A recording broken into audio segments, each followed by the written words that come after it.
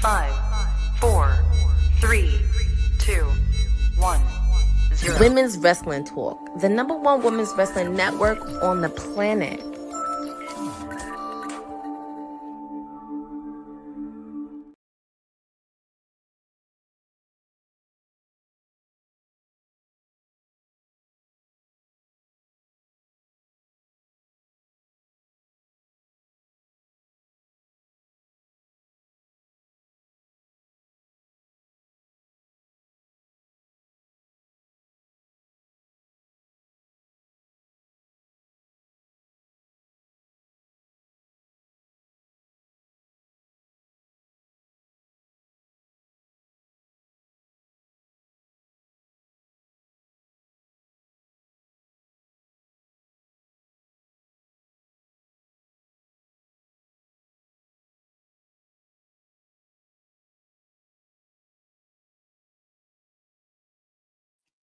Well, somehow I guess TK did not pay her bill over there for the Wi-Fi, so I will jump in. Oh, wait, is she here?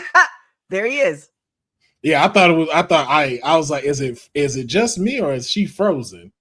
It's Well, there he is, our esteemed councilman. He comes in when we need him. He just pops in there. There it is. Just like I was gonna say something else, but here we are. How are you? Your face looks very like this week. I don't know what you've been doing with your facial routine, but you look very. I haven't done nothing. What I learned is most bad bitches don't have jobs because when you're not working, you're so relaxed for some reason. This is why all of them be looking good. This is why. Because they don't have nothing to do. They don't have no work to go to. So you just look like this somehow. Oh, okay.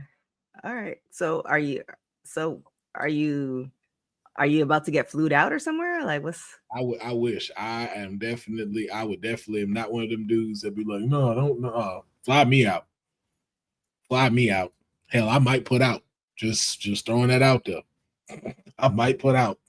Take wine and dine me first, but hey, I might just put out depending on where I'm flown. If it's an island, listen, you may have earned it. You may have earned it. You fly me to Chicago, I mean, I can make you laugh. I definitely guarantee you a good time of laughter. Putting out though. That I can. Speaking of earning it, one of the most hardest working women for WWT, Courtney Rice, the princess herself, is in the building. I just liked how you segued into that, I was thinking, which word am I going to use? And I was like, she definitely earning the most hardest working woman on WWT because she be on all the streams. So yeah. I'm just here. Hi. I'm just here. Hello. Happy Wednesday. Happy Wednesday. Oh my gosh. You made me laugh. I lost my whole screen. Oh, here it is. Here we go. We're actually coming off of a very special AEW that happened yesterday. We had a whole watch along and post show. So if you guys want to watch and hear all the results and all that good stuff, go and check that out. That our PR princess did yesterday. However, were there any highlights from yesterday's show that we should be aware of, Courtney? There was a lot of highlights, especially heading into Wrestle Dream next weekend. We do have a lot of matches that are set for Wrestle Dream. Obviously, we're gonna have the Young Bucks taking on the returning Jurassic Express in a $500K match. Apparently, the Young Bucks ran out of money, which I don't know why. They need a bank accountant to manage their money. So I don't know why, but yeah. We're also going to get Kyle Fletcher. He will be defending his TNT championship against Mark Briscoe. Them two have been at it for a while, and I'm happy Mark Briscoe is getting an opportunity for the belt. We're also going to have, in an interesting match that happened in a double Jeopardy tag team eliminator match, Brodino taking on the team of Konosuke Takeshita and Kazuchika Okada. Pretty much if Kazuchika Okada and Takeshita win, they get a shot for the AEW tag team titles at Wrestle Dream. And they did. They pulled out the victory, shockingly enough, even though they can't stand each other. They will be facing off for the tag team titles next weekend. Obviously, we know Hangman taking on Samoa Joe for the AEW World Heavyweight Championship match. And also next Friday, Mercedes Moné will be the longest reigning TBS champion. She will be breaking Jade Cargill's record next Friday. And also, I know she's going to be somewhere in, because I know she's going to be in Canada this month. I forget what other place she's going to be in, but she's traveling all over the world. But yeah, she's going to break Jade's record, and she will be the longest reigning TBS champ. I mean, we knew that was gonna happen. I feel like even like regardless, I don't think it's a petty move. It's like you're the longest reigning person's at your competition, so you can't have that person maintain. It doesn't make sense on a. I mean, I kind of knew it was gonna happen. I was like, they're not gonna let her drop it right before she breaks a record, but right. Anything else that we should know about? Just a quick reminder. I thought Collision was tonight. It will be Saturday. I know they're doing a tape tonight, but please no spoilers. Please do not give me any spoilers for Collision. But also next Wednesday, we are going to have a special edition of Timeless Elite Wednesday where it will be 3 hours of AEW Dynamite and AEW Collision. Since Wrestle Dream is next weekend, it'll be 8 p.m. on TBS. There it is. Another thing that's happening, which I mean, I feel like they made the announcement for this book, or I should say Natty made the announcement for her book a couple of months back, but her book tour is coming. Her book is about to drop in a few weeks. It's crazy because it's like, I don't know. I feel like after the pandemic, it's like one of those things where it seems like time is going slow, but also fast at the same time. It feels very weird. Like it feels like the pandemic was yesterday, but it wasn't. But then it also feels like it was like 10 years ago, but it wasn't. But anywho, I digress. All that to say that I feel Natty had talked about her book a couple months ago, and it's finally here. She's gonna be dropping her book, and she's going on an official book tour, which starts off in Los Angeles. I feel like every time some good stuff is happening, I am out of the country, and I don't like that. Anyways, starting in Los Angeles, October 28th. Is the start of her book tour. She's gonna be hitting up New Jersey, Toronto, New Mexico, Calgary. Obviously, that's gonna be a really big one. Boston, New York, Jersey again, Florida, and Arizona. So I think we talked about this before, but I don't know if you were on the show or you were on the show at the time, Will. Is there anything that you're hoping that Natty will talk about in her book?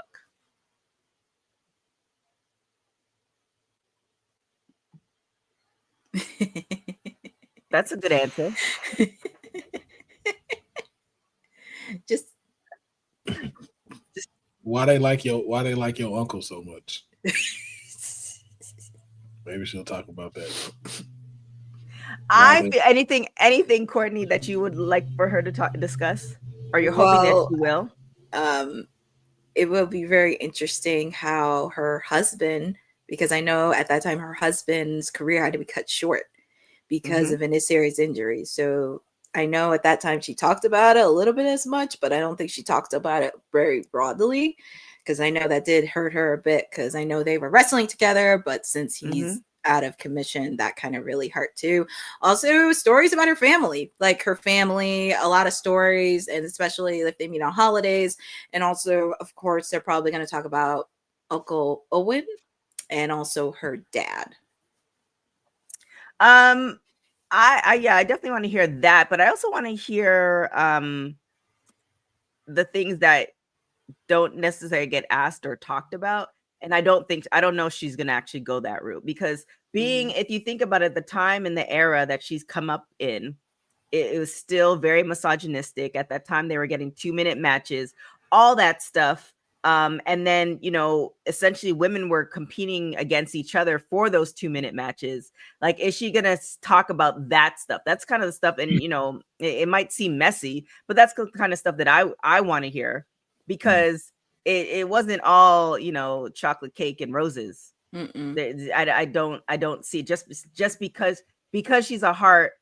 I think there might've been some stuff that was afforded to her, but the time and the era that she started in, and compared to now, you know, those type of things. And I feel like one, she could just put it all out there, but then, you know, she's been with WWE her whole career. So does that jeopardize, you know, certain things that WWE is about?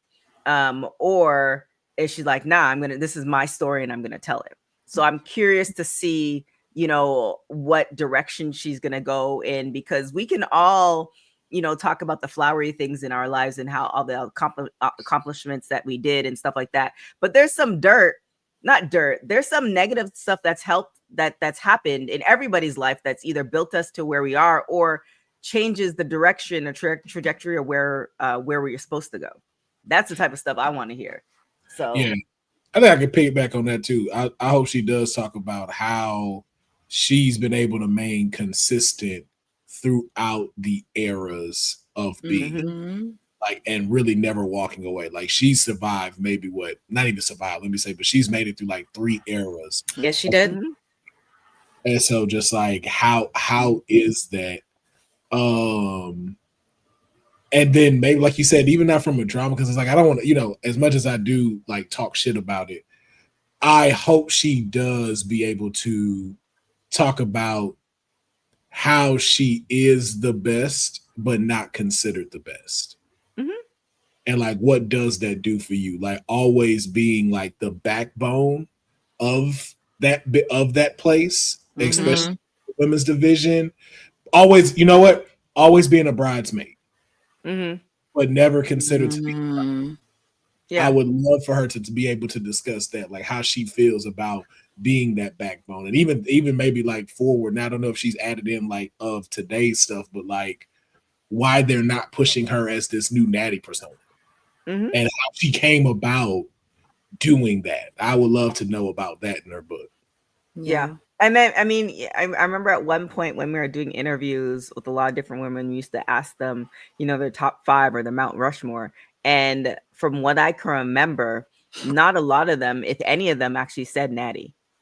And so that's kind of crazy to think about, because it's almost one of those things. I forgot what movie it was, but there's like this movie where essentially that person has been in every era. Essentially, without this person, these things wouldn't be happening.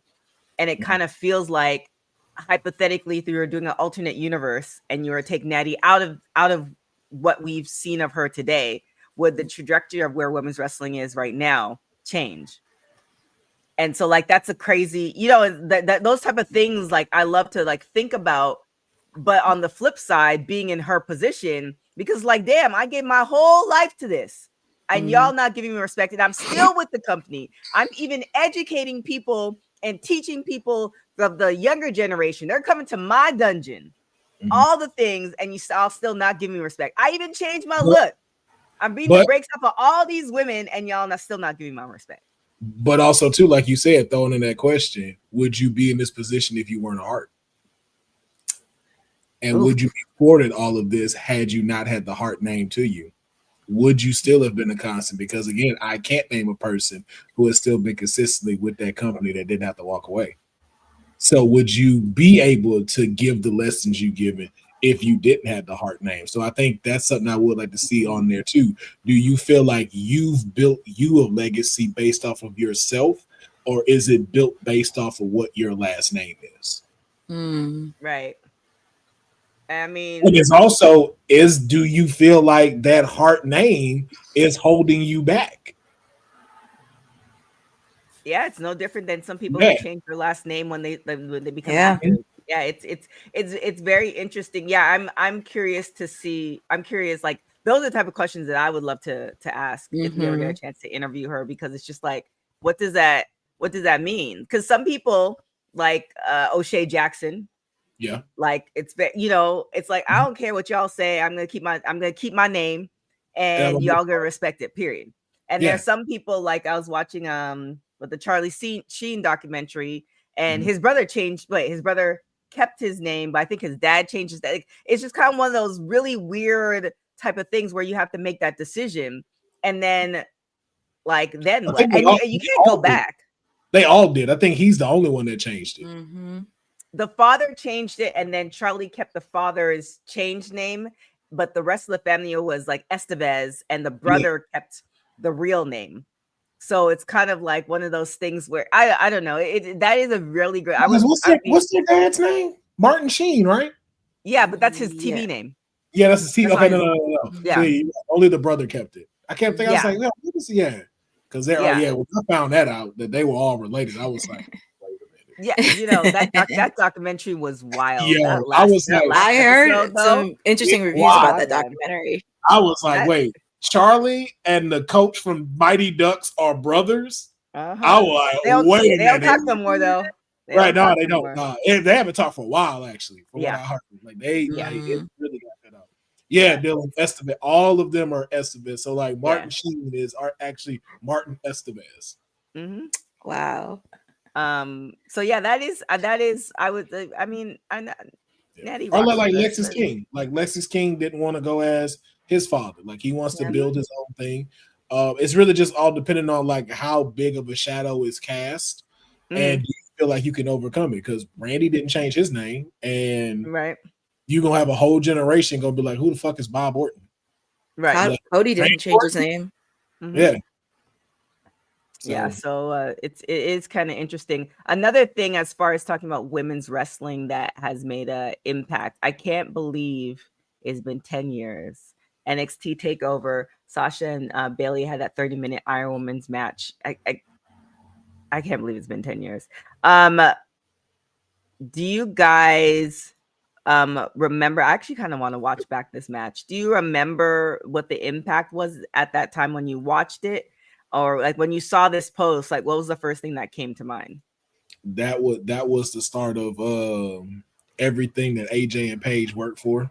Mm-hmm. Right there. I was like, well, you know what? Let me not say, like, they're the ones that spearheaded the change of give divas a chance, but that was the culmination of like everything every woman in the WWE before them has worked for. Mm-hmm. Like, this is the match that they have always wanted. This is the match that they wanted to put on. When I saw that for the first time, I was like, yo, this is the shift. This right here, this moment in time, this is the shift.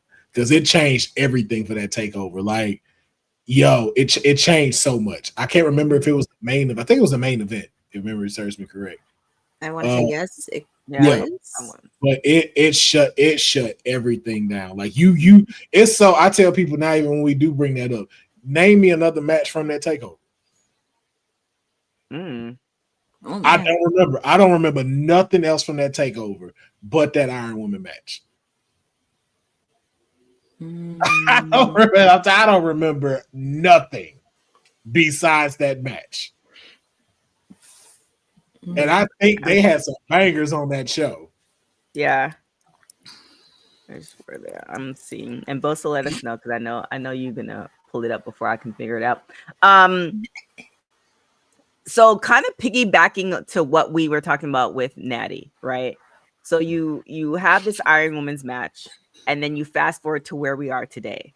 Do you think that women like Medusa, Trish Stratus, Lita, Awesome Khan, they look at where the women are now and like, damn, I wish I had those opportunities? Because oftentimes, like when I look at like my alma mater, I'm not saying that right, Oregon, thank you, and I'm looking at the track team there, and I'm like, damn, if I had all this stuff, then I wouldn't have had 2 hamstring injuries. I highly doubt it.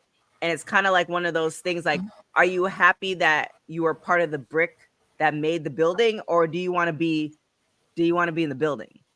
It's kind of one of those things. Like I'd be curious to like at like Mickey James, I'd be curious to ask those women where like, are you, I don't want to say okay, but if you were to choose, would you want to be the one building, or would you want to be the one that is now, you know, enjoying? Yeah, you're enjoying all the fruits of everybody else's labor at this point. That's tough in these type of industries, though. Mm-hmm. Because the thing about it too now is you have so many women, right? Mm-hmm. So it's like when you look back at the women from 10 years ago, or even 50, 20 years ago, the pool was so small, right? And now you look at now, And I think I can't remember if it was on this show or me and Christina were talking about it for LFG. I'm discovering a new woman almost every day. Yeah. That I've never heard of. I mean, but also too, in that same vein, there's going to be a lot of women you don't remember. There's going to be a lot of women who are not going to get their place in the history books, as opposed to the very few that did do it. Like, as much as it's cool, like I like, if I had to compare it to anybody, it's like, I don't think MJ is envious that he's not in here today. MJ left his mark. People are trying to be him. Mm-hmm. I think that bodes the same well for a lot of those people. Like, you can't tell the story of women's wrestling or wrestling for that fact, just so we don't put it just in the box. But for this one, you can't tell the story of women's wrestling without Mickie James. You can't tell it without Trish Stratus. You can't tell it without Lita. You can't tell it without Medusa. Hell, she wasn't even in the ring, but you can't tell it without Miss Elizabeth. You can't tell without Sherry. Sherry, Wendy Richter, Fabulous China. You can't tell the story without them. So it's like, I think when you've made your legacy there, like, you've had your moments. You've had yourself, like, even Jazz, like, yo, like, Jazz was fighting for a women's title match at WrestleMania. Mm-hmm. Jacqueline was fighting in WrestleMania. Mm-hmm. Like, and I'm talking about like a real match, not no, hey, y'all got to be in bra and panties while y'all do it. WrestleMania 19 was my match. Jazz, Trish, Victoria. Yeah. One of my favorite matches. Yeah. They've had their moments, and it's just like, I think even now, I really, if I'm being honest, and I know people will debate this, I think it's harder now to be a women's wrestler than it is back then, because of how much upkeep you have to do, how much you have to do to be relevant. Right. This time. But on the flip side, I was talking to this is a long time ago, Selena Majors, who is now the trainer at WoW. And when we were interviewing her, she was saying that, like, she had to go town to town with her VHS tape to give to promoters for the possible chance to make like $10, right? Like, I remember when I think it was either Ali from AEW and TNA, or it was maybe Chelsea Green, when they said that they were able to make, like, they didn't need a job. They were making enough money off of wrestling. And that was recent. That was within the last 10 years. So it's like, you have the people who were building those building blocks, but, you know, another reason why some people's names we wouldn't remember is because it couldn't be afforded. Like, you legitimately couldn't, it was kind of on the, almost like a starving artist type thing. Whereas nowadays you have so many different ways and so many promotions.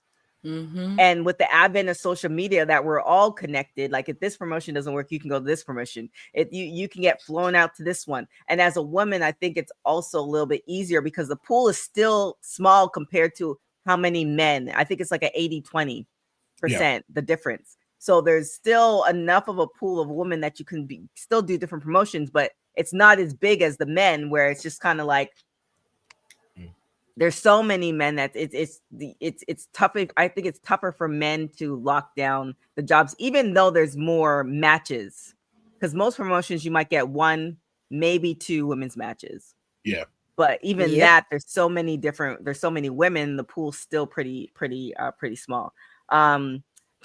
See, the producer from the future, thank you. This is exactly what I was gonna say. For the women that we didn't kind of say were the movers and shakers, and they might be forgotten. This is why the Women's Wrestling Archive is around. This is why I'm really, really pushing for this, because there's so many people that, you know, we've interviewed that are no longer wrestling, that you still wouldn't be like, wait, who's that? And this is why the Women's Wrestling, the ones that passed away, that didn't get that much TV time, but had a small spot. And for the ones that were just like interviewers, but still had matches and got moved to that stuff, or that history, but never really get mentioned, like Layla McCool. Michelle McCool is always mentioned, but they never mentioned Layla. She was the first winner of the what it was, the search, No, it was Christy Hemme. She was the first, I believe. Christy Hemme. No, then what was it? Tough Enough? Was she the first woman? Nydia was the first one for Tough Enough. What did Layla win? Layla was like, they said Layla was the first one to win something. See, it was like the first. We need Women's Wrestling Archive. Women's wrestling didn't just show up yesterday in glitter boots. We've been here the entire time, body slamming through history. The Women's Wrestling Archive launches January 1st, 2026, and it's gonna pave the way for all women's wrestling. Because if we don't document it, a man might say he did it first. This has been a passion project for a very long time. Head over to the womenswrestlingarchive.com to donate 1, 5, or whatever you can. It all goes a long way. Let's give these women the spotlight that they've always deserved. Her story belongs in history. Help us preserve it today. Join us at womenswrestlingarchive.com. Support the archive. Support women's wrestling. Donate today. This kind of leads into something else that, I mean, supporting the archive is important, but also supporting WWT so the councilman can watch NXT and TNA. Is there anything that, we won't go over like a full recap, but is there anything that you saw yesterday that should be of note that, you know, we should talk about? Oh boy.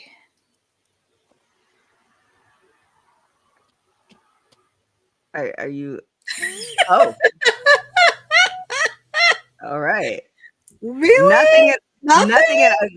Seems like Courtney does have something. Congrats to the Hardys. That's about it. But nah, that wasn't it.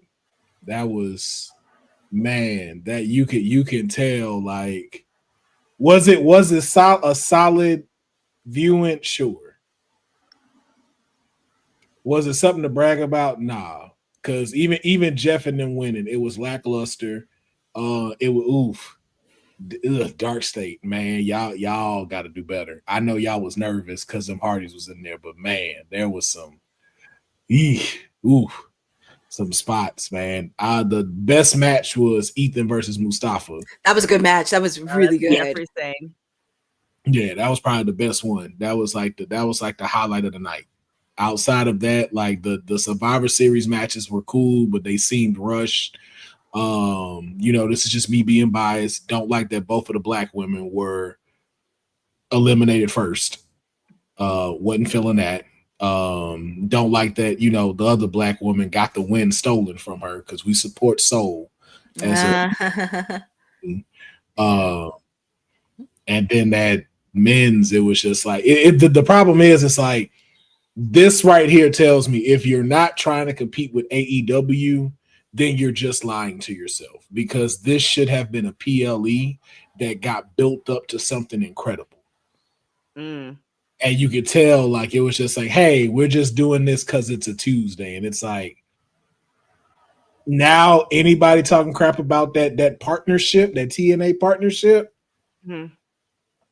is going to really have something to stand on. And then now we have a battle royal next week to determine the NXT women's #1 contender, when it's like, so Lola nor Jada get a rematch from this. Lola doesn't get a rematch after getting screwed over by y'all new member of Fatal Influence. Yeah, I'm sorry. It did not come together. Like the Ethan and Mustafa saved that night. Who ended up winning for that match? Ethan. And Ethan did it in heel fashion. Mustafa got on the top rope and he pushed him. Yo, I ain't never seen nobody do that. Like, and where he go flying off of the turnbuckle onto the damn floor. I was like, he just tried to kill Mustafa. I'm like, yo, and Mustafa tried to beat the count. He hit him with that twist of fate and got the pin. I was like, yo, that is in heel fashion. I am not mad at that. And wish he would have won, though. Definitely wish he would have won. Yeah, But that's what I was kind of pulling for. Yeah. But as far as winners, Santos Escobar, we talked about him on Monday, how his contract was about to expire. So it turns out he has now re-signed to WWE. And this is kind of the, I feel like WWE right now and where we are in society with social media and stuff like that, it's kind of good to think whether things are swerves or not, because it feels like maybe his contract was about to expire, but everybody's reporting that he's gonna move somewhere else and all this other stuff. But maybe they were just having discussions and they were letting social media kind of put it out there, knowing that he was gonna get re-signed. And now people are gonna wonder, okay, well, what's gonna happen now that he's re-signed? What's this gonna look like? Because we haven't seen him since July. So I, and I might be putting more story into it than what it really is. No, but that has right. me more curious. Yeah, and I think that's why I say it's a little bit more difficult for wrestlers today, because you have to do stuff like that. Like, I don't even think WWE did that. I think another source put that out to let that be known, so WWE could get interested. Because as the creative I'm seeing them doing, I do not think they that creative to have did that. I think the people are speaking to go like, hey, let's throw this out and see what happens. And it's like, okay, people are talking about it now, and he could go somewhere else. And it's like, yo, and especially for the fact that y'all not utilizing him the way that y'all need to, it's like, yo, that helps them give him more leverage to discuss what he would really want in his contract. And like TK, you and I both know, like, they'll be like, hey, here's the contract that we're giving you. Let us know how you feel about it. I'm not digging this this amount per year to sign for 5 years. Well, this is the one we giving you. Well, all right, man. I'm gonna think about it, see what's up, and hey, I know when my contract ends, because he ain't say nothing. He didn't say anything. He didn't speak about anything. It's just like, hey, it shows that he has not re-signed yet. So let's build the hype. And especially like you said, with so many promotions out there looking, it's like, hey, you not re-signing, right? Hey, man, hey, we can have you on Hog of Glory in 2 weeks. Fighting for our championship. You want it? Right. Here's the thing. I think it's really interesting because with contracts in general, beyond wrestling in general, it's kind of like betting on yourself, right? Because you can ask for more money. Are you worth that money? And can you get the return on investment? And like that's kind of, to me, with everything. So it's like, yes, you might not have they might not have been able to use you story-wise, but it's kind of one of those things that, do you think you're worth that amount of money? And are you okay if they say that you're not? And you really have to stand on business to do that. So again, I'm more storytelling as far as if I were putting this in a script and how it would have played out in my mind. I don't know what really happened, but it's definitely like, nah, I know who I am, and I'm going to need some more money, and I'm going to let this contract run out. And, either somebody or a friend of mine's going to put it out there, and I already know I have places to go. And WWE say, well, hold on. We about to do a world expansion. And we already have partnerships with AAA, all the things like, and sometimes I'm willing to bet sometimes like it doesn't work out that way. So it's like, how much do you believe in yourself? Yeah. And that's really all it is. It's just, it's a lot of factors that roll into it. And then just knowing where you are and where the business is. Stories aren't that great. So it's like, let me push this to where you shouldn't get rid of me. Like, because you know what I can bring to somebody else. So it's like, okay, we may not have nothing for you this year, but we'll be able to push this with something else. Because it's like, out of everybody, I'm just like, why is Santos not in AAA? Like, Santos should be AAA mega champion. That part. Garza. Like, why is that not a thing? Right. But then it's also like the politics of it. Like, okay, what are y'all pushing? What is it you're trying to see? And that's even too, like you said, when you're standing up for your cell phone business, like even asking them questions. So what is it about me that you feel is missing? Mm-hmm. What is it that I can improve in your eyes to be able to be seen by y'all and feel like, hey, we can take a chance on this person and we feel confident enough to either put him as the forefront, put the strap on him, or strap the rocket to him. Mm-hmm. And it's like, I wonder if they're asking those questions rather than just, like feeling a certain way, like they don't believe them. And it's like, no, like ask me, like let me know, how can I improve to get a better perception in y'all eyes? Right. And if I feel like I'm doing that already and we just can't come to terms with it, then that's fine. But let me know like exactly what's going on. Like that's how I feel with looking for these jobs. Like they tell you like, hey, we're not going to proceed with your application. Okay, well tell me what was it that didn't get it? So I know what to improve on, rather than just going, hey, well, hey, here you go. See you. But there's so many places right now. Yeah. It's interesting.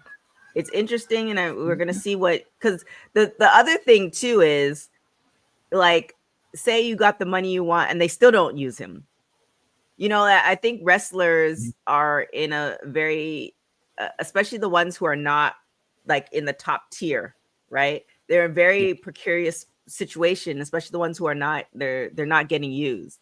How do you, and you're pitching stories and all, and they might have tried something, it might not stick. How do you get out of that and, show your value to a company like AEW or WWE? How do you show them like, no, I'm the one that you need to bet on? And then conversely, how do you figure out once you realize like, I'm not the Cena, I'm not the Jade, I'm not like, I'm in this position, because not everybody's gonna be LeBron. Like, no, I know what your mom told you, but that's not, it's not the case. Yeah. Like, not everybody's gonna be. So like, when do you realize that? Or as a wrestler, do you never, like, it's very, there's a lot of different things happening, and then you have to play into the politics, and it's a very interesting thing, because what do you do? Because then you also have parameters too. I think it's having that accountability, even like to Dylan, like knowing where you're at. Santos being a WHC might be really dope, but I think I think the person that is a real good example to lead off of that and knowing where you're at is Chelsea Green. Like Chelsea Green knew what her niche was. It's like, hey, I'm not gonna say out loud that I'm not the best wrestler, but I know that there's wrestlers out there that are 10 times better than me. So where do I fall into this where I can be seen, I can be noticed, and how do I do it to where I can make sure that the company shows I'm reliable? So, hey, let me do this humor. Let me go out there, because everything she's doing now is memorable. Chelsea don't need no title. We would love for her to have a title, but Chelsea doesn't need a title, and Chelsea steals the show when she goes out there. That's why I was even a little more bummed when it's like, why do you have her in a tag team right now? Like, don't do that. Like, put Chelsea in rivalry with Tiffany Stratton so she can boost up her stuff too and lift this up a little bit more. But she knew where to fall in. It's like, I have to take accountability. I'm not Michael Jordan. I'm not LeBron. I'm even in a UFC comparison, I'm not Ronda Rousey. So let me take that accountability, focus on my strengths and how I present that to the WWE to be a profit. And so now she's everywhere. Yeah. And the thing is, she was taking acting classes. She was doing a lot of different things behind the scenes. And I think where wrestling is right now, even with AEW, where wrestling is right now, you have to be able to talk on the mic. And if you're really good at it, then you're going to get some money. Because I think I saw, I was at the gym today. I think I saw like Jay on another commercial. Jay Uso on another commercial. Like you have to have, you don't have to, but if you have personality and you know how to use it, or you can build on it, like or somebody can make money off of it. You don't have to be great in the ring. Yeah. I mean, another thing right there. It's right there. I mean, I could give you an example. The Miz. People did not like The Miz when he first started.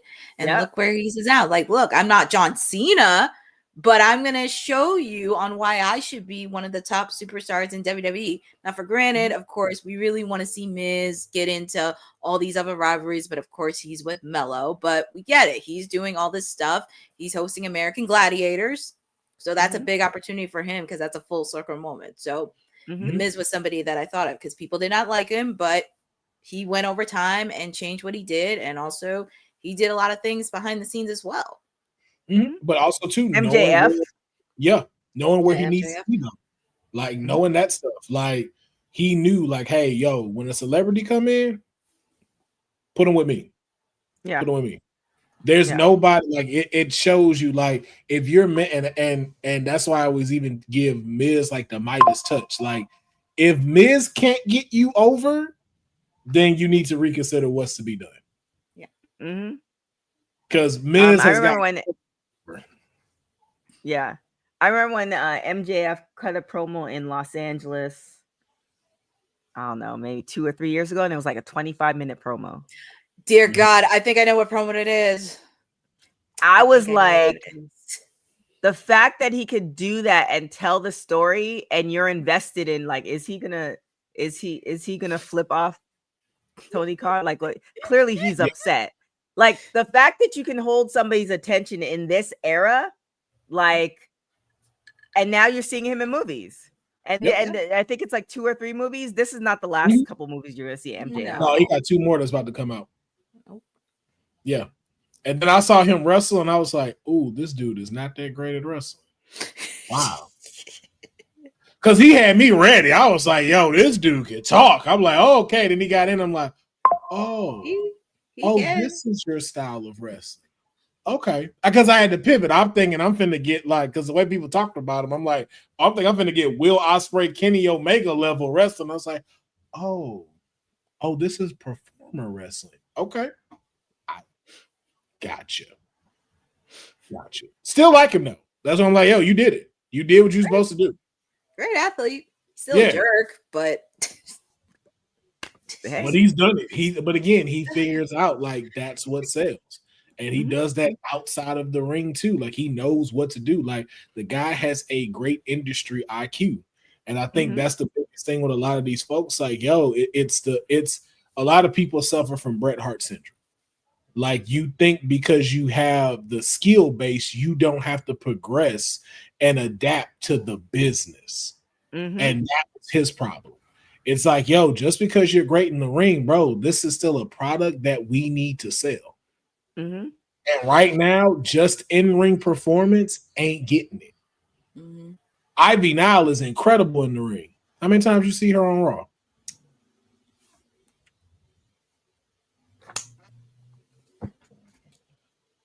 Yeah, that performance aspect is a lot.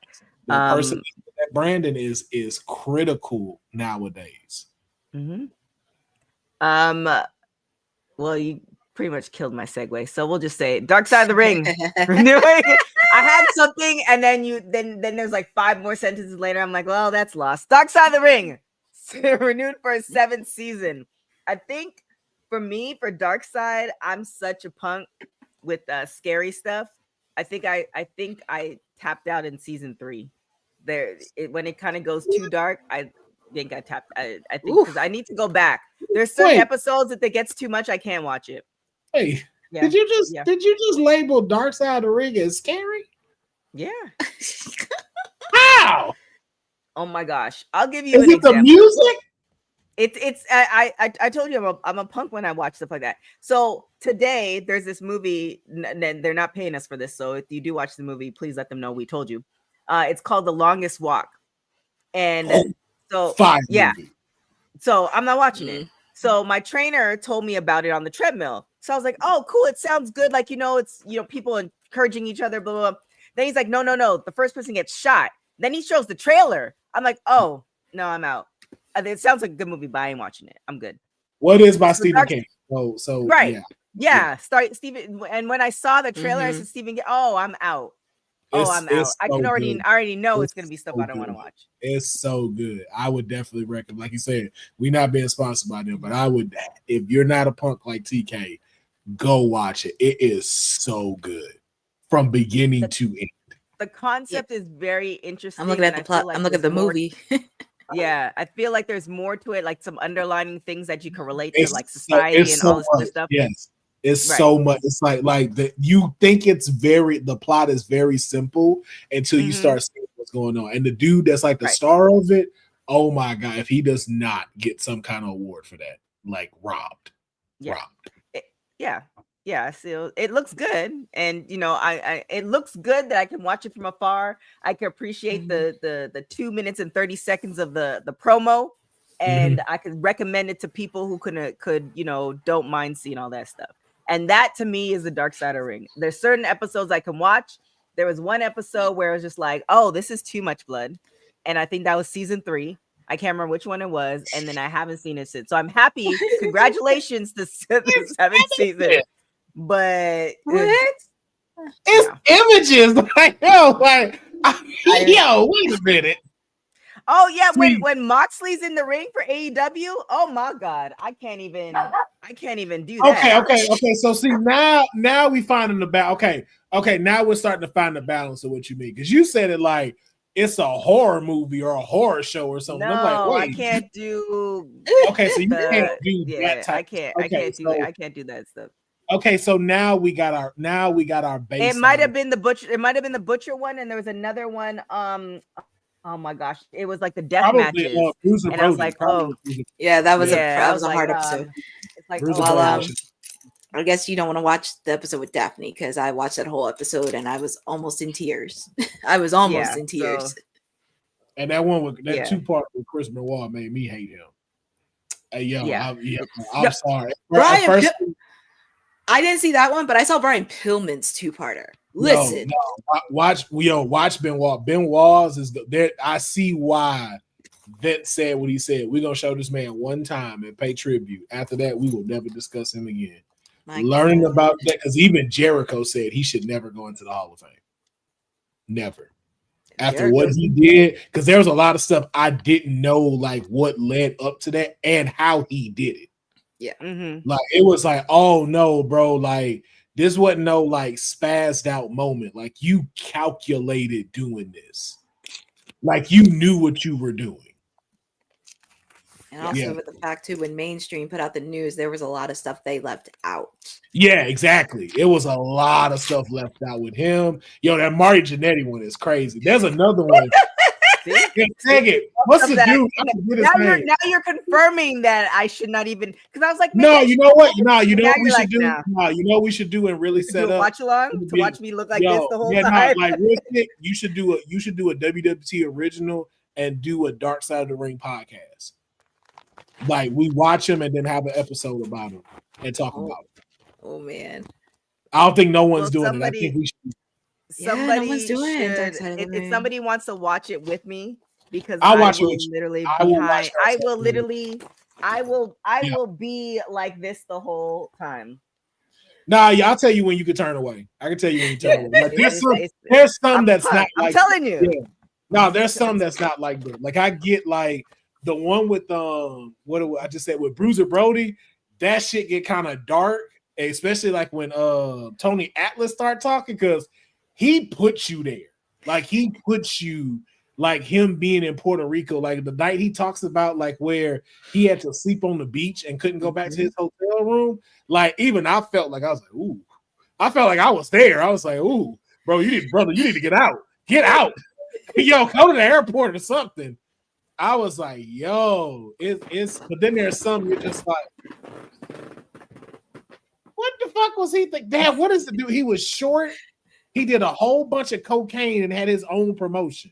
Oh, I know what the one you're talking about. I forgot his name, but Yeah, it was promotion. crazy. Yeah, but he was like bringing in a whole bunch of like WWE talents and stuff. But then he just kind of like lost his shit. He like got lost in the fame and even started like putting himself in the matches and stuff like that. It's such a crazy ass story, but it's like it's not scary or like a dark tone. You just be like, what? It's What just did he do? All right, I'm putting it in the group chat. Dark Side of the Ring. Oh my god. Yeah, some episodes were Watch just along. like the one I saw on the Dynamite Kid, the original Ooh, Dynamite Kid. Let me no. tell you, that episode. That's a wild episode. Even It was very wild.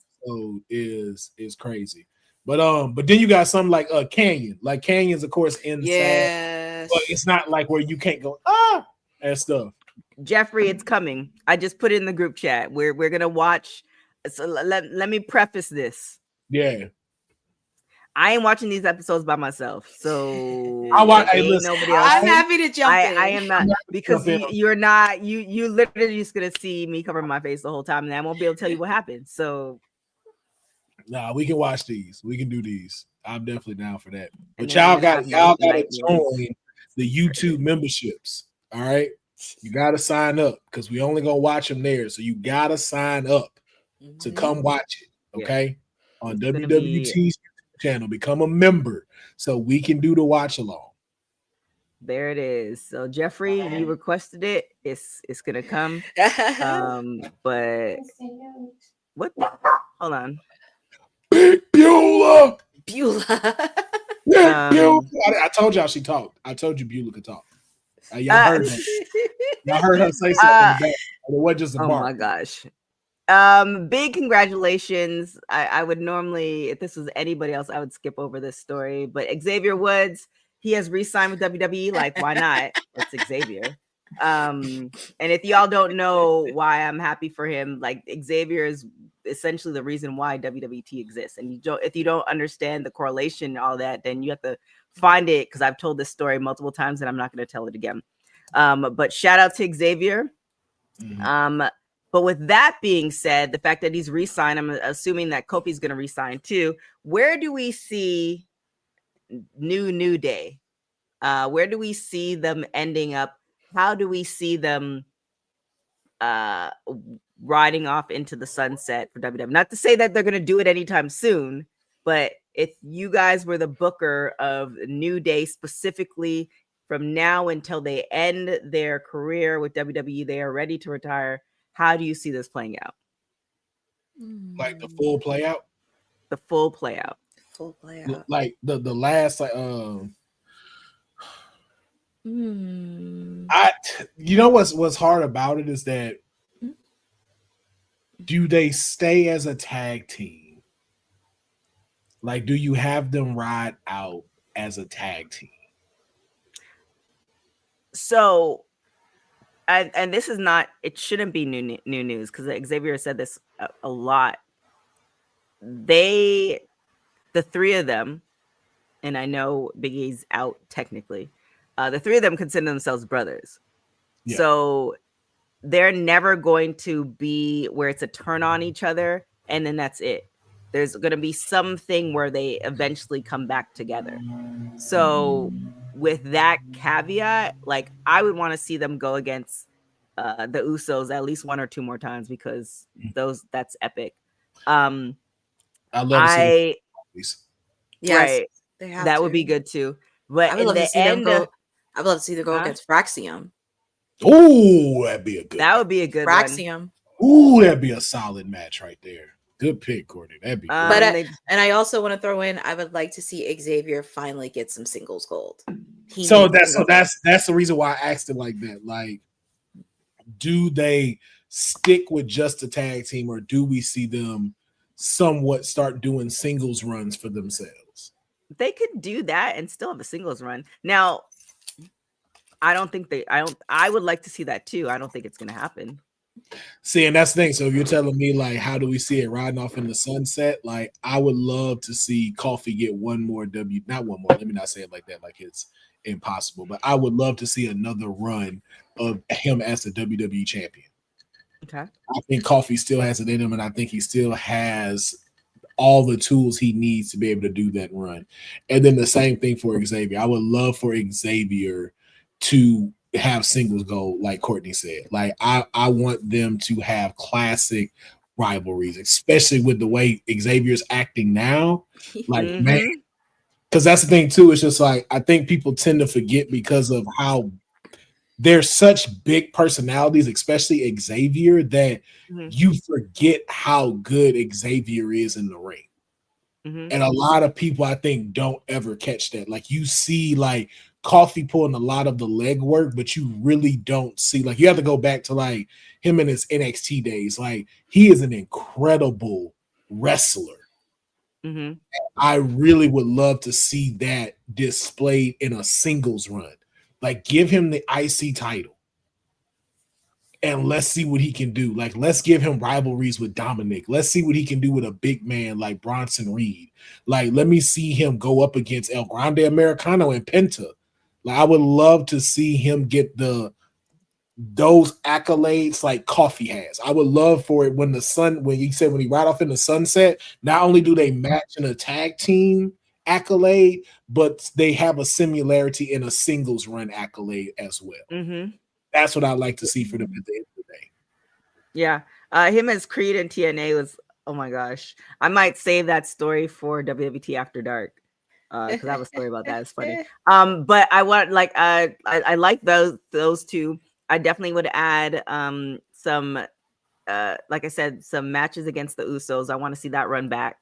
And then I also want to see, Jeffrey said it in the chat, definitely when it's all said and done, a full circle moment with Big E. Like, we understand why it was a great swerve. We understand why it needed to happen.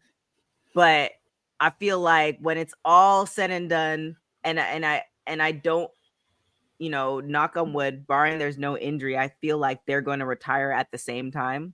It just seems like that's, like, when it's all said and done, I definitely want to see the full circle moment would be like he comes back with some like bootios and it's like remember the day when, and like that's like cut to fade to black.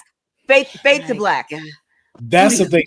Yeah, and that's the thing I'd also like to see them ride in the sunset too, getting all of their royalties and IPs back. Like, I think they did so much that was so dope, from the New Day podcast, up, down, down, to the Bootios part. Like, WWE, you deserve up, down is Xavier's.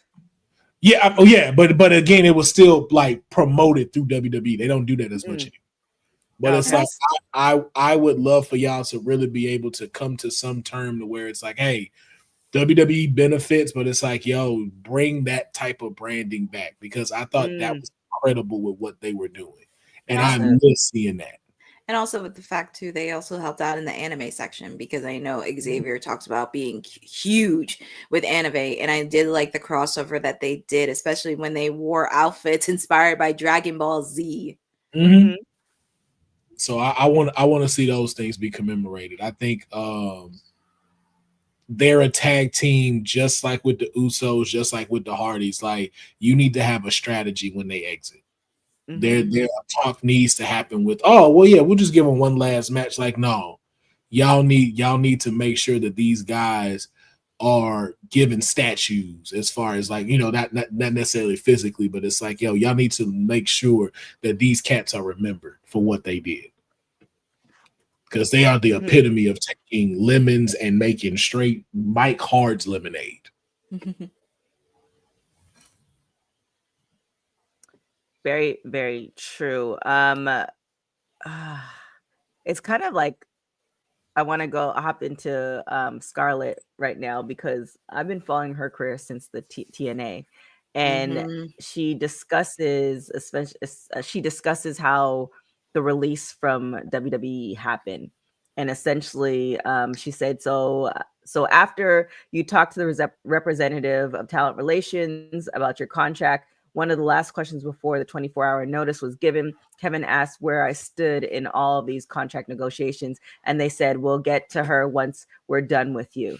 Essentially saying that, you know, without him, she wouldn't be around, which is kind of a tough pill to swallow.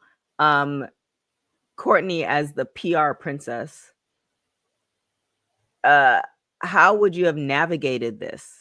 Because not everything is going to be, you know, not everybody's going to like us. Not everybody's going to come with, you know, however they think about us. Every company is going to come with however. It's not to say it's right or wrong, but there's certain ways of how to deal with things. So how would you have dealt with this, you know, the letting go of things? I read this story especially with Scarlett. She did talk a lot about it on Chris Van Vliet's interview, which was yesterday. There's a lot of layers to this because, of course, I pretty much blame whoever the sucker was that gave a little bit of remarks, because unfortunately we're in the world of professional wrestling, and unfortunately we do have a lot of misogynist remarks, which is not going to go away anytime soon. This is really hard to navigate, and I actually had the chance to look up Scarlett, because she is not, as what everybody says on social, she actually did wrestle right before she got into WWE. So that was a few things I did learn about her. Unfortunately, there are some people, unfortunately, that just have that closed mindset when it comes to this stuff. And we were talking about women's wrestling earlier in the show, how it's been 10 years since we see Sasha and Bayley have a match, and even the different eras. But this is something of an issue that's not going to go away. And this is something that it's going to be navigated, where, you know what, you want to make a lot of remarks, I'm going to do a lot more better than what you think. And unfortunately, you are going to have some people that are very closed-minded, that have no idea. And there is a lot of suckers out there, unfortunately, because I'm going to go in and out of wrestling a little bit. There are just a lot of them who are just a lot of suckers. And it tells you that you don't appreciate women in general. That just shows how not gullible, but incompetent you can be. I'm just going to leave it at that. Will?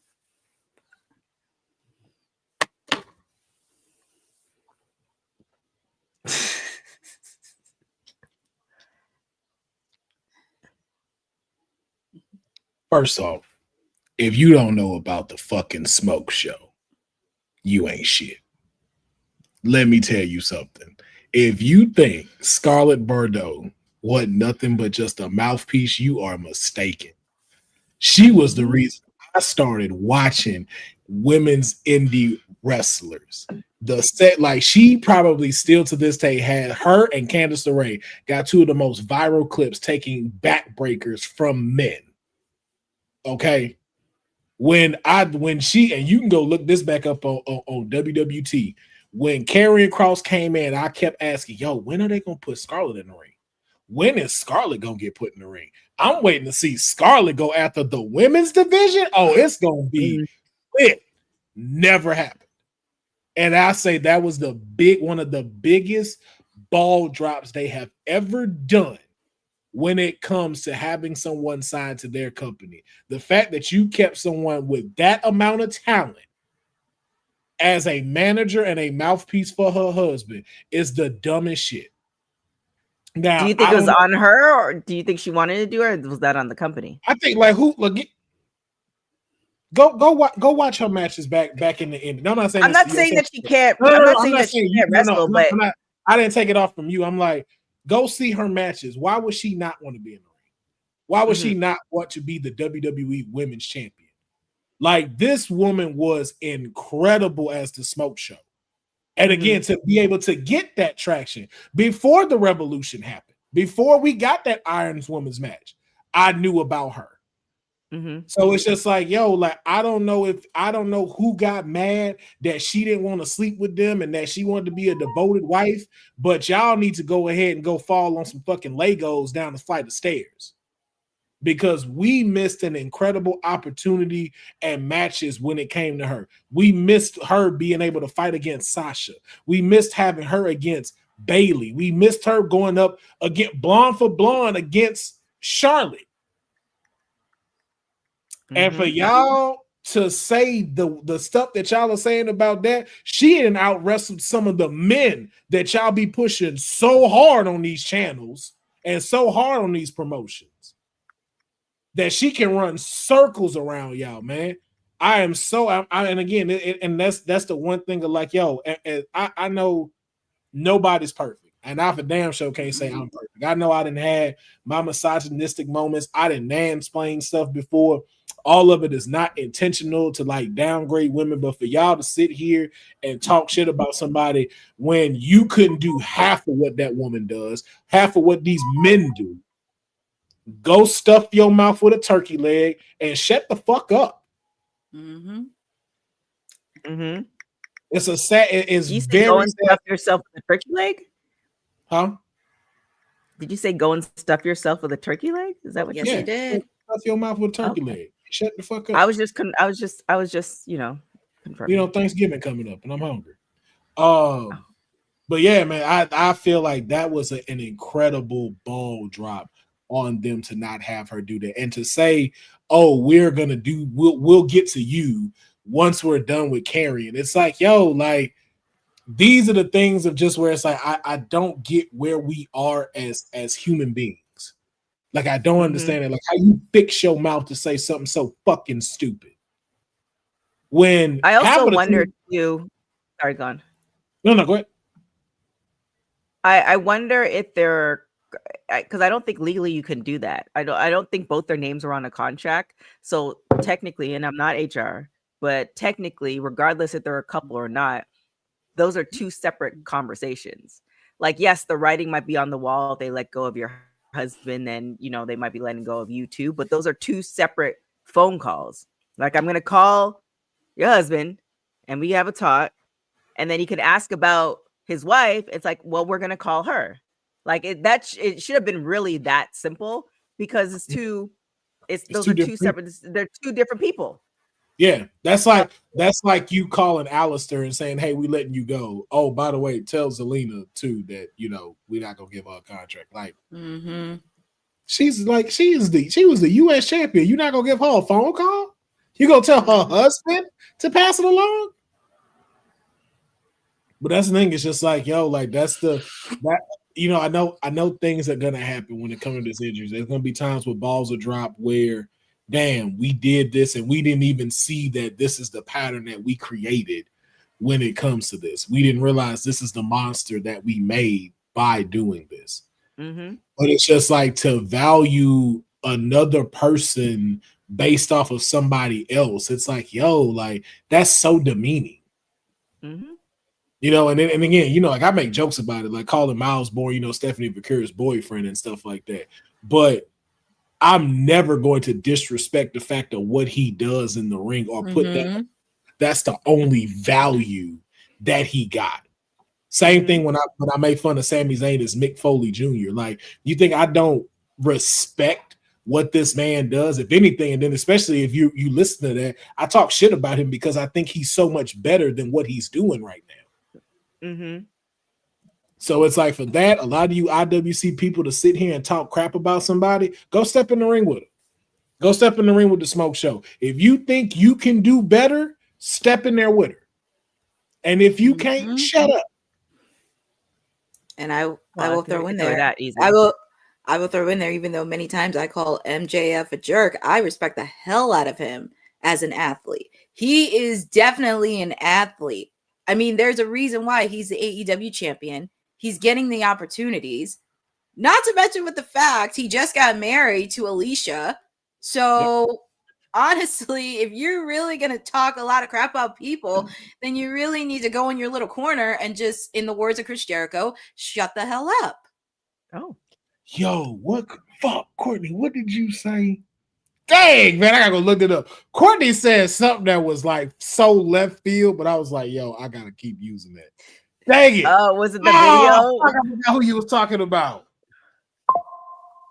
Yo, Courtney said something, and I was like, she shut the whole club down with that one. Dang, I forgot what you said, but it was, I'm gonna go look at it because I said it on Kayfabe too and gave you your props. So I gotta go check. I gotta go look. It was like a few weeks ago. I think it was. It might have been with AJ when AJ returned. Yeah, that one. Yeah, it was something you said. I say a lot of things, but it had to be said. But that one, that one was like, yo, that'll shut everybody up. But yeah. Let's I'll let you take this away. Well, technically she's WWE now. Mariah May. Blake Moreau, she talks about leaving AEW for WWE. Do you want to touch on this a little bit, Courtney? Yeah, so she was on Busted Open yesterday. She was talking with Bully Ray, And in an interview, she explained that she had a fantastic experience in AEW, but she felt she accomplished all more than she could. Wait, is it me? Nah, oh, there you go. Okay. Can you hear us, Courtney? Yeah, I had a ad that was blocking, but thankfully, pretty Yeah. much she felt she had accomplished all she could with her story there and was ready for a new challenge. The opportunity to be a part of WWE's women's division and to embark on a completely new chapter in her career was ultimately the deciding factor. Obviously, talking about her interview, she pretty much said, I had a fantastic experience.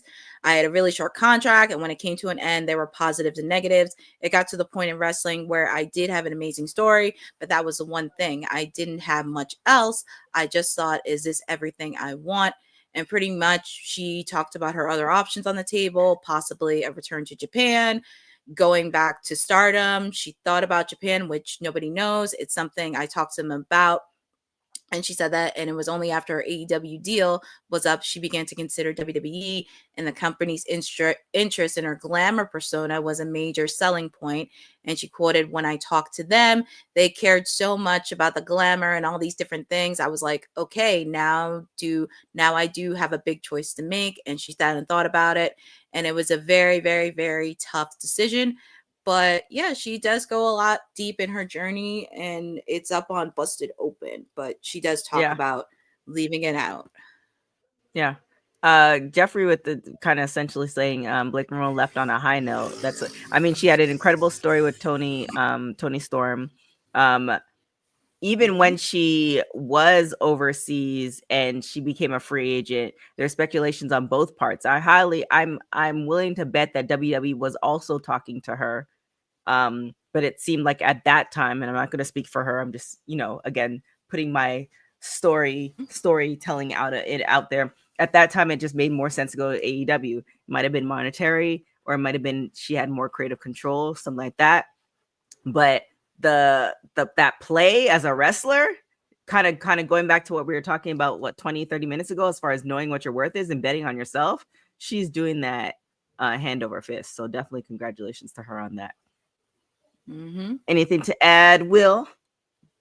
Hey man, she did the right call. She used AEW as a stepping platform to get where she wanted to go. She always wanted to be in the WWE. She went around the world. She made it happen, and she's in the places she wants to be. Yes, and I think she did a great job. Yeah, I think she is right with AEW. Like, you're never gonna have a better rivalry and ending than you did with you and Tony Storm, especially in the time that she was there. Yeah. So it's like, you did it. You were the women's world champion. Like you cemented your legacy in history. They are going to put a white high heel shoe in the Hall of Fame for you.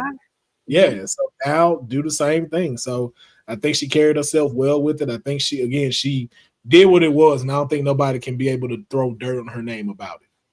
Yeah. Like from a loyalty standpoint, working standpoint, nothing. It's like, I got a story to tell, and this story dictates from me and my body.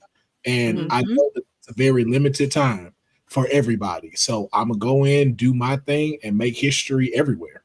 So shout out to her. And I hope she gets the same traction that she got in AEW and even more now that she's in the WWE. There it is. Again, another segue that I lost two sentences ago. But the segue is we're getting out of here. Will, you want to let us know where everybody can find you? Where I want to be found is with the job. So if anybody knows tiring in these streets of graphic design and digital stuff and content creation, let me know. Also to Shawn Michaels and Ava, it's time. It's time to let your boys start writing these stories for NXT. It's time to make NXT great again. Okay. So I am pitching it. Don't make me get a red hat that says that. Oh boy. I'm not gonna wear it because I got a big ass head, so I can't fit caps. But I can always hold it up. But it is time for me to start writing these stories in NXT for y'all. It's time. Because I could have did Showdown way better than how it turned out. There it is. And Courtney, where can everybody find you? Well, the people can find me always chirping sporadically on WWT Live. Make sure to check out my watch along from yesterday, from Timeless Elite Tuesday. Said can try to say it Wednesday, but it's still my day, even though I have an off day. But because I thought Collision was going to happen this week, and since it is homecoming, I'm giving the people a special treat. They're going to get a special watch-along edition of Collision this Saturday, since they are continuing homecoming this weekend. I did get a chance to look at the card, but it looks pretty good. I figured, why not? They're in Jacksonville all this week, so you get a special watch-along edition of Collision with me. Just make sure next Wednesday we are doing it 3 hours. It'll be the final Dynamite and Collision before we get into Wrestle Dream. I know, Boza, most of my people will be competing this Saturday. So that's why I'm going to do it. But like I said, you can also follow me on @CourtneyNJ11 because your time elite is doing a lot of stuff. My goal is to post my interview with the daughter of the British Bulldog, Georgia Smith, by the end of this week. And if you're at New York Comic Con this weekend, say hello to her because she will be there this weekend. Also, make sure to check out all the content that's happening. Please make sure to follow ISBW. Shout out to all of them because the next time I will be doing commentary will be Friday, November 7th. We're having our second annual event where it features all women's wrestling. It'll feature all the women in the independent circuit in the tri-state area. So if you love women's wrestling, want to support independent wrestling, feel free to come out and enjoy the show. Also, like I said, feel free to follow me at @CourtneyNJ11. And yeah, I got a lot of stuff happening. But yes, I will be doing a special Timeless Elite Saturday for AEW Collision. There it is. We are still, the jury's out whether we're gonna do the PLE watch along because it's like 5 o'clock in the morning on the West Coast. So, it's like not 5 a.m. I'm up at those times, but that's usually like my dog walking time. I talk to my mom at that time. I go to the gym. There's a lot of stuff I do before 9 a.m. I'm not cutting my camera on before the sun is up. No way. No way. Yeah, in my house at that time. Both to say, well, that's another. Maybe we'll put it to a poll because what we might do is maybe we'll just run it back. We'll just watch it on our own time because we're WWT. So we might do that. That sucks to be y'all. He's been waiting today. Oh, he's been waiting to do that. He has. I think we're also going to do Bound for Glory on Sunday. Tomorrow, we're going to do a full LFG spread. Watching the rest of LFG. I think we have like 5 more episodes to go, Christine and I. So be on the lookout for that. As far as the Dark Side of the Ring, maybe in the next week or two, we'll start with my scary self, especially with Halloween coming up. So we'll see how it all goes. TBD with her. TBD. Definitely check out the Taya Valkyrie interview that just dropped. Also, if you are a fan of WoW, they're going to be doing live TV tapings in Vegas on Fremont Street. So definitely check that out. I will be there. And some special things are going to happen with that as well. So with that being said, you can follow me everywhere at TK Trinidad. You can follow Women's Wrestling Talk at www.talkpod.com. Thank you guys so much for rocking with us. Thank you for watching Women's Wrestling Talk, the #1 women's wrestling show on the planet. Ciao, y'all. Thanks for joining WWT. Don't forget to like us on all social media platforms at WW Talk Pod. Like and subscribe on all video and audio platforms like yesterday, my G. And check out our website at www.talkpod.com. Thanks for watching Women's Wrestling Talk, the #1 women's wrestling network on the planet.